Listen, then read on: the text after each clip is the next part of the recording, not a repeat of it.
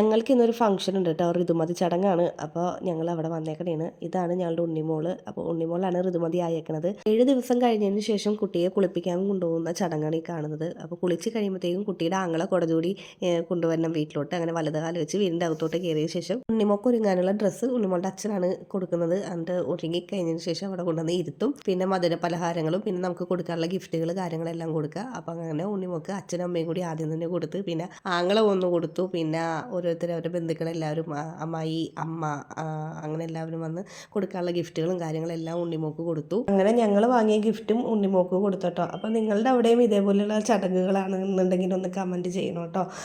പിന്നെ അതേപോലെ തന്നെ വേറെ രീതിയിലും കുറേ ആളുകൾ സ്ഥലങ്ങളിലൊക്കെ ചെയ്യുന്നത് ഞാൻ വീഡിയോസും കാര്യങ്ങളൊക്കെ കണ്ടിട്ടുണ്ട്. അപ്പോൾ നിങ്ങളുടെ അവിടെ എന്തെങ്കിലും ഇതേപോലെ എന്തെങ്കിലും മാറ്റങ്ങൾ എന്തെങ്കിലും ഉണ്ടെങ്കിൽ ഒന്ന് കമൻറ്റ് ചെയ്യണം കേട്ടോ. പിന്നെ ഒരു അടിപൊളി ഫുഡും കാര്യങ്ങളൊക്കെ ഉണ്ടായിരുന്നു.